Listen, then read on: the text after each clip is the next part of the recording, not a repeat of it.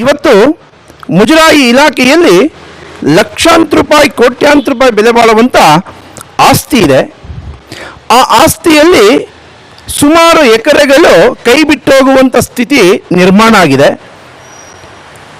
ಅದೆಲ್ಲವನ್ನು ವಾಪಸ್ ತಗೊಳ್ಬೇಕು ಅಂತೇಳಿ ಶತಾಯಗತಾಯ ಪ್ರಯತ್ನ ಮಾಡುವಂಥ ಸ್ಥಿತಿಯಲ್ಲಿ ಮುಜರಾಯಿ ಇಲಾಖೆ ದಾಪುಗಾಲಿಟ್ಟಿದೆ. ಆ ಹಿನ್ನೆಲೆಯಲ್ಲಿ ಧರ್ಮರಾಯ ದೇವಾಲಯದ ನೀಲಸಂದ್ರದಲ್ಲಿರುವಂಥ ಸುಮಾರು 15 ಎಕರೆಗೂ ಹೆಚ್ಚು ಆಸ್ತಿಯನ್ನು ತನ್ನ ತೆಕ್ಕೆಗೆ ತೆಗೆದುಕೊಳ್ಳಬೇಕು ಅಂತೇಳಿ ಆ ಪ್ರಯತ್ನದಲ್ಲಿ ಇವತ್ತು ಹೆಜ್ಜೆ ಇಟ್ಟಿದೆ. ಈ ಹಿನ್ನೆಲೆಯಲ್ಲಿ ಶ್ರೀವತ್ಸ ಅಂತೇಳಿ ಅರ್ಚಕ ಸಂಘದ ಅಧ್ಯಕ್ಷರು ಮತ್ತು ಮುಜರಾಯಿ ದೇವಾಲಯಗಳಲ್ಲಿ ಹೆಚ್ಚು ಪಳಗಿದ ವ್ಯಕ್ತಿ, ಅವರು ಏನು ಹೇಳ್ತಾರೆ ಅಂತ ನೋಡೋಣ. ನಮಸ್ಕಾರ ಸರ್. ನಮಸ್ಕಾರ. ಧರ್ಮರಾಯ ಸ್ವಾಮಿ ದೇವಸ್ಥಾನದ ಆಸ್ತಿಗೆ ಸಂಬಂಧಪಟ್ಟ ಹಾಗೆ ಏನು ಹೇಳ್ತೀವಿ? ಧರ್ಮರಾಯ ಸ್ವಾಮಿ ದೇವಸ್ಥಾನದ ಆಸ್ತಿ ಸುಮಾರು ನಾನು 2002ರಿಂದನೂ ನೋಡ್ತಾ ಇದ್ದೀನಿ. ನಾನು ಅದ್ರ ಬಗ್ಗೆ 2002ರಿಂದನೂ ಅದು ತಕರಾರು ನಡೀತಾನೇ ಇದೆ. ಹಿಂದೆ ಇದ್ದಂಥ ಆ ದೇವಸ್ಥಾನದ ಒಬ್ಬ ವ್ಯಕ್ತಿಯೊಬ್ಬರು ಎಲ್ಲಪ್ಪ ಅಂತ 2002ರಿಂದ ಅವರು ಇದು ಸಂಪೂರ್ಣ ದಾಖಲೆ ಏನು ಧರ್ಮರಾಯ ದೇವಸ್ಥಾನಕ್ಕೆ ಒಳಪಟ್ಟಿದೆ, ಮುಜರಾಯಿ ಇಲಾಖೆ ಒಳಪಟ್ಟಿದೆ ಅಂತ ಸಂಪೂರ್ಣ ದಾಖಲೆ ಅವ್ರ ಹತ್ರ ಇತ್ತು. ಅವರು ಅನೇಕ ಬಾರಿ ಆಯುಕ್ತರ ಕಚೇರಿ, ಜಿಲ್ಲಾಧಿಕಾರಿ ಕಚೇರಿ ಮತ್ತು AC ಕಚೇರಿ, ಸಹಾಯಕ ಆಯುಕ್ತರ ಕಚೇರಿ ಮತ್ತು ಲಾಯರ್ಗಳು ಇದ್ದಾರೆ, ಸರ್ವೆ ಡಿಪಾರ್ಟ್ಮೆಂಟು ಅಲ್ಲಿ ಇಲ್ಲಿ ಓಡಾಡ್ತಾ ಮಾಡ್ಕೊಂಡು ಬರ್ತಾಯಿದ್ರು. ಅವ್ರ ಹತ್ರ ನಾನು ನೋಡಿದ್ದೆ ಪೂರಕ ದಾಖಲೆಗಳಿತ್ತು. ಆದರೆ ಅವತ್ತಿಂದನೂ ಅಧಿಕಾರಿಗಳು ಈ ಬಗ್ಗೆ ಎಷ್ಟು ಮುತುವರ್ಜಿ ವಹಿಸಿ ಈ ಒಂದು ಅವ್ರು ಕೊಟ್ಟಂಥ ದಾಖಲೆಗಳ ಪ್ರಕಾರ ವಶಪಡಿಸ್ಕೊಂಡಿದ್ದಾರೆ. ಇವತ್ತು 15 ಎಕರೆ 12 ಕುಂಟೆ ಜಾಗ ಅದು. ಇವತ್ತೊಂದು ದಿವಸ ಕೋಟ್ಯಾಂತರ ರೂಪಾಯಿ ಬೆಲೆ ಬಾಳತಕ್ಕಂಥ ಜಾಗ. ಆ ಜಾಗ ಇವತ್ತೊಂದು ದಿವಸ ಇಷ್ಟೊಂದು ಕಷ್ಟಪಡಬೇಕಾಗಿಲ್ಲ ಅಧಿಕಾರಿಗಳು.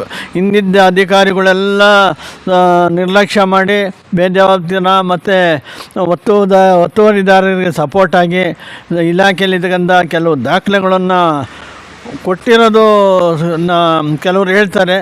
ಈ ಥರ ಇಲಾಖೆ ದಾಖಲೆಗಳನ್ನು ಒತ್ತುವರಿದಾರ ಕೊಟ್ಬಿಟ್ಟು ಮತ್ತು ಕೇಸ್ಗಳು ನಡೆಸೋದಕ್ಕೆ ಸಹಾಯ ಮಾಡಿ ಎಲ್ಲ ಇದು ಮಾಡಿದ್ದಾರೆ ಅಂತ ಹೇಳ್ತಾರೆ. ಆದ್ರೂ ಸಹ ದೈವ ಅಂತ ಒಂದು ಇರ್ತದಲ್ವ, ಅವತ್ತು ಯಾವ್ದಾದ್ರು ಒಂದು ರೂಪದಲ್ಲಿ ಯಾವ್ದಾದ್ರು ಒಂದು ಇದರಲ್ಲಿ ಒಂದಲ್ಲ ಒಂದು ದಿವಸ ಅದಕ್ಕೊಂದು ದೇವಾಲಯಕ್ಕೆ ಸೇರ್ಕೋಬೇಕು ಅಂತ ಒಂದು ಇದ್ದಿದ್ದಾಗ ಯಾರೇನು ಮಾಡೋಕ್ಕೂ ಆಗೋಲ್ಲ. ಈ ಒಂದು ಸಂದರ್ಭ ನಮಗೆ ಮಾನ್ಯ ಮುಜರಾಯಿ ಸಚಿವರಾದ ರಾಮಲಿಂಗಾರೆಡ್ಡಿ ಸಾಹೇಬರು ದಕ್ಷ ಪ್ರಾಮಾಣಿಕ ಅಧಿಕಾರಿಗಳು ಏನು ಮುಜರಾಯಿ ದೇವಸ್ಥಾನದ ಬಗ್ಗೆ ಅಪಾರ ಕಾಳಜಿ ವಹಿಸಿರತಕ್ಕಂಥ ನಮ್ಮ ಮುಜರಾಯಿ ಸಚಿವರಿದ್ದಾರೆ. ಹಾಗೆಯೇ ನಮ್ಮ ಆಯುಕ್ತರು ಅವರು ಸಹ ದಕ್ಷ ಪ್ರಾಮಾಣಿಕ ಅಧಿಕಾರಿಗಳಾಗಿದ್ದು ಈ ಒಂದು ದೇವಾಲಯಗಳ ಆಸ್ತಿಗಳನ್ನು ವಶಕ್ಕೆ ತಗೋಬೇಕು, ಏನಾದರೂ ಒಂದು ಮಾಡಬೇಕು ಅಂತ ಒಂದು ನಿಟ್ಟಿನಲ್ಲಿದ್ದಾರೆ.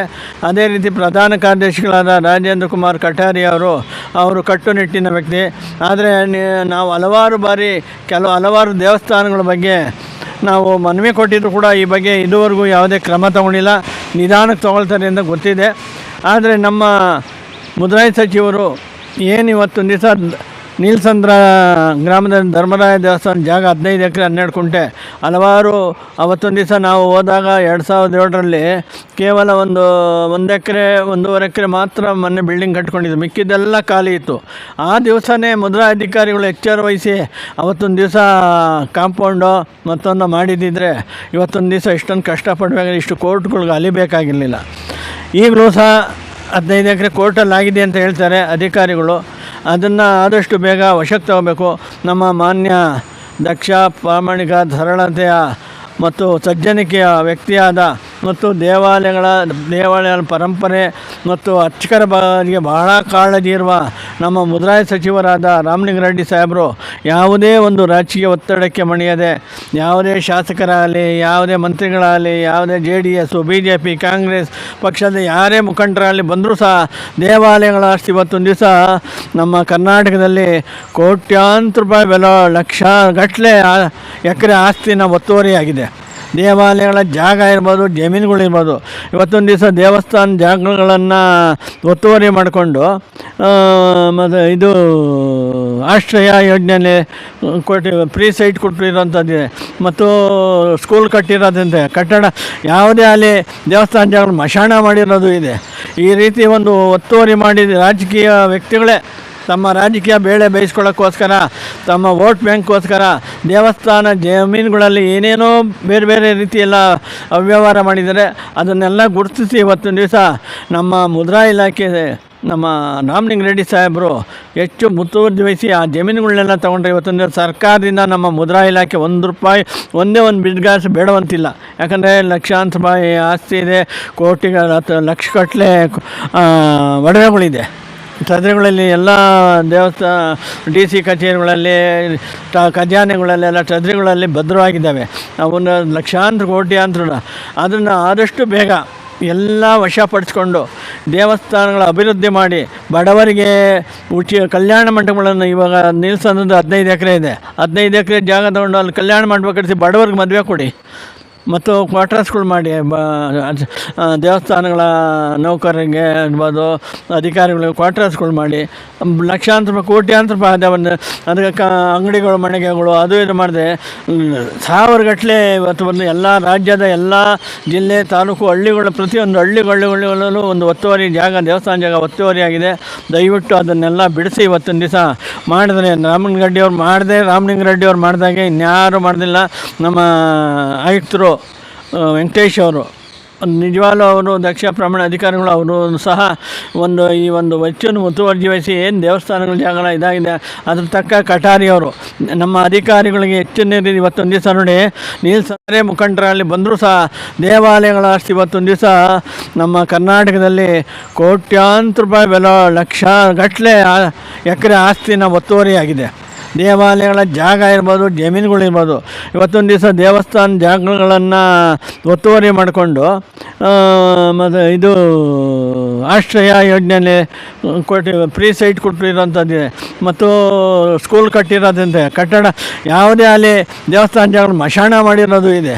ಈ ರೀತಿ ಒಂದು ಒತ್ತುವರಿ ಮಾಡಿದ ರಾಜಕೀಯ ವ್ಯಕ್ತಿಗಳೇ ತಮ್ಮ ರಾಜಕೀಯ ಬೇಳೆ ಬೇಯಿಸ್ಕೊಳ್ಳೋಕ್ಕೋಸ್ಕರ, ತಮ್ಮ ವೋಟ್ ಬ್ಯಾಂಕ್ಗೋಸ್ಕರ ದೇವಸ್ಥಾನ ಜಮೀನುಗಳಲ್ಲಿ ಏನೇನೋ ಬೇರೆ ಬೇರೆ ರೀತಿಯೆಲ್ಲ ಅವ್ಯವಹಾರ ಮಾಡಿದ್ದಾರೆ. ಅದನ್ನೆಲ್ಲ ಗುರುತಿಸಿ ಇವತ್ತೊಂದು ದಿವಸ ನಮ್ಮ ಮುದ್ರಾ ಇಲಾಖೆ ನಮ್ಮ ರಾಮಲಿಂಗ ರೆಡ್ಡಿ ಸಾಹೇಬರು ಹೆಚ್ಚು ಮುತುವರ್ಜಿ ವಹಿಸಿ ಆ ಜಮೀನುಗಳನ್ನೆಲ್ಲ ತೊಗೊಂಡ್ರೆ ಇವತ್ತೊಂದು ಸರ್ಕಾರದಿಂದ ನಮ್ಮ ಮುದ್ರಾ ಇಲಾಖೆ ₹1 ಒಂದೇ ಒಂದು ಬಿಡ್ಗಾಸು ಬೇಡವಂತಿಲ್ಲ. ಯಾಕಂದರೆ ಲಕ್ಷಾಂತರ ರೂಪಾಯಿ ಆಸ್ತಿ ಇದೆ, ಕೋಟಿಗಳ ಲಕ್ಷಗಟ್ಟಲೆ ಒಡವೆಗಳಿದೆ.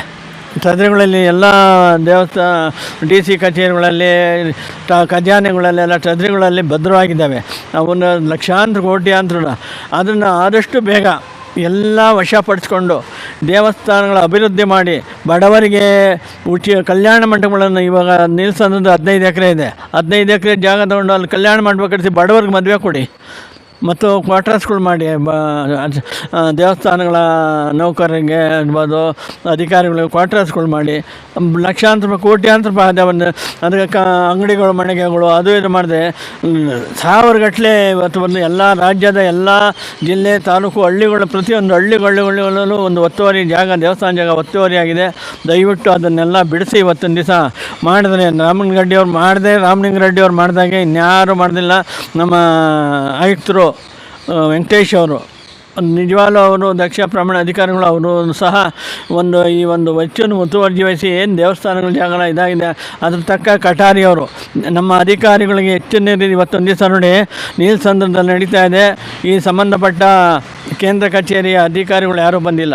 ಯಾಕಂದರೆ ಲ್ಯಾಂಡಿಗೆ ಸಂಬಂಧಪಟ್ಟವರು, ಕಾನೂನು ಸಂಬಂಧಪಟ್ಟವರು ಯಾರೂ ಇಲ್ಲ ಅಲ್ಲಿ. ಆದ್ದರಿಂದ ಈ ರೀತಿ ನಿರ್ಲಕ್ಷ್ಯ ಮಾಡಬಾರ್ದು. ಎಲ್ಲರೂ ಒಗ್ಗಟ್ಟಾಗಿ ನಿಂತ್ಕೊಂಡು ಇಡೀ ಇಲಾಖೆ ಒಂದು ಜಾಗದಲ್ಲಿ ಎಲ್ಲಿ ಒತ್ತುವರಿ ಮಾಡ್ತಾರೋ ಅಲ್ಲಿ ಎಲ್ಲ ಇಲಾಖೆ ಎಲ್ಲರೂ ಹೋಗಿ ನಿಂತ್ಕೊಂಡು ಇದು ಮಾಡಿದ್ರೆ ಖಂಡಿತ ನಮಗೆ ಜಯ ಸಿಗುತ್ತೆ.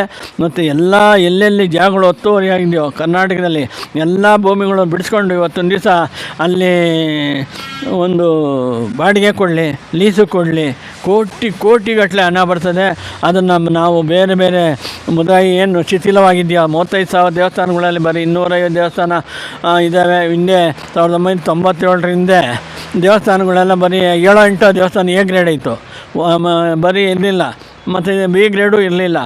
ಇವತ್ತೊಂದು ಅರ್ಚಕರು ಮತ್ತು ದೇವಸ್ಥಾನ ನೌಕರರು ಶ್ರಮಪಟ್ಟು ಭಕ್ತಾದಿಗಳನ್ನ ಹಿಡ್ಕೊಂಡು ಇವತ್ತೊಂದು ದಿವಸ ವಿಶೇಷ ಪೂಜೆಗಳು, ವಿಶೇಷ ಒಂದು ಉತ್ಸವಗಳನ್ನು, ಬ್ರಹ್ಮೋತ್ಸವಗಳು ಮಾಡಿ ಇವತ್ತು ದೇವಸ್ಥಾನಗಳಿಗೆ ಲಕ್ಷಾಂತರ ಜನ ಒಂದು ಆಕರ್ಷಣೆ ಮಾಡೋದು ಒಂದು ಮಾಡಿದ್ರಿಂದ ಇವತ್ತು ಎಷ್ಟೋ ದೇವಸ್ಥಾನ ಎ ಗ್ರೇಡ್ ಇದ್ದಾವೆ. ಆ ಎ ಗ್ರೇಡ್ ದೇವಸ್ಥಾನಗಳಲ್ಲಿ ದಕ್ಷ ಪ್ರಾಮಾಣಿಕ ಅಧಿಕಾರಿಗಳು ಯಾರೂ ಇಲ್ಲ. ಎಲ್ಲ ಅನುಕಂಪದಾದ ಮೇಲೆ ಬರ್ತಾರೆ, ಸೇರ್ಕೋತಾರೆ, ಎಲ್ಲ ಹೆಬ್ಬೆಟ್ಟುಗಳು ಸೇರಿಕೊಂಡು ಎಲ್ಲ ಇದು ಮಾಡ್ತಾಯಿದ್ದಾರೆ. ಅಲ್ಲಿಗೆ ಒಳ್ಳೊಳ್ಳೆ ದೊಡ್ಡ ದೊಡ್ಡ ದೇವಸ್ಥಾನ ಒಳ್ಳೊಳ್ಳೆ ಅಧಿಕಾರಿಗಳನ್ನ ಹಾಕಿ ಒಳ್ಳೆ ಸಿಬ್ಬಂದಿಗಳನ್ನ ಹಾಕಿದ್ರೆ ಇನ್ನೂ ಹೆಚ್ಚಿನ ಮಟ್ಟದಲ್ಲಿ ಒಂದು ಇದಾಗುತ್ತೆ.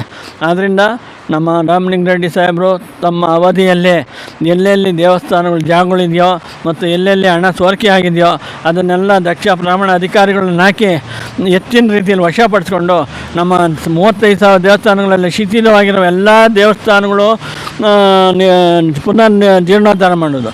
ಮತ್ತು ಎಲ್ಲ ಅರ್ಚಕರಿಗೂ ಇವತ್ತೊಂದು ದಿವಸ ಸಸ್ತಿಗೆ ಬಿಟ್ಟರೆ ಬೇರೆ ಆದಾಯ ಇಲ್ಲ, ಅವ್ರಿಗೂ ಸಹ ಸಂಬಳ ಕೊಡ್ಬೋದು.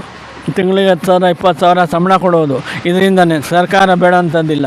ಅದೇ ರೀತಿ ಏನೇನು ದೇವಸ್ಥಾನ ನೌಕರಿಗೂ ಇವತ್ತೊಂದು ದಿವಸ ತಾರತಮ್ಯ ಮಾಡಿದ ದೇವಸ್ಥಾನ ನೌಕರಿಗೂ ಸಂಬಳಗಳು ತಾರತಮ್ಯ ಮಾಡಿದ ಅದನ್ನು ಸಹ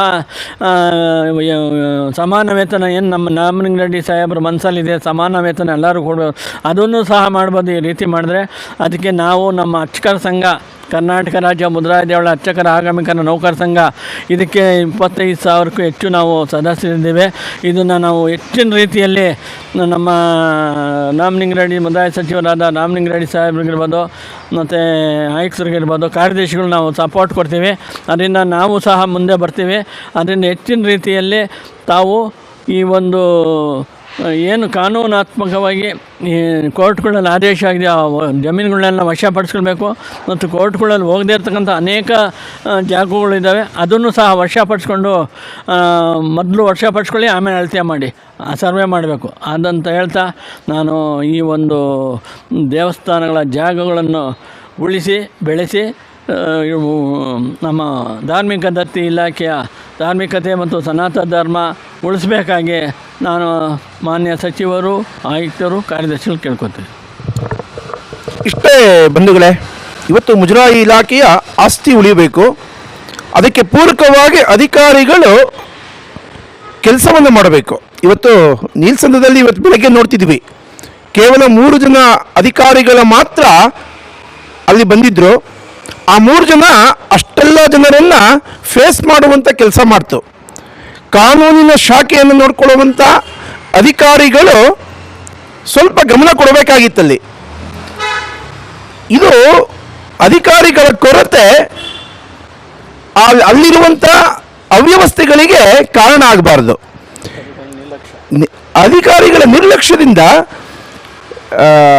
ಅಲ್ಲಿರುವಂಥ ವ್ಯಕ್ತಿಗಳಿಗೆ ದೌರ್ಬಲ್ಯ ಅಂತ ಅನಿಸುತ್ತೆ.